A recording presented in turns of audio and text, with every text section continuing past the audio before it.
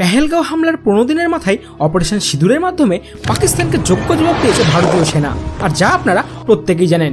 কিন্তু জানেন কি এই সম্পূর্ণ মিশনে ভারত কোন কোন অস্ত্র ব্যবহার করেছে? এই মিশনে ফ্রান্স থেকে কেনা অত্যাধুনিক যুদ্ধবিমান রাফেলের ব্যবহার করেছে আমাদের দেশ। 14টি মিসাইল বহনে সক্ষম এই টুইন জেট যুদ্ধবিমানগুলি উপকূল ঘাঁটি থেকেই পরিচালনা করা যায়।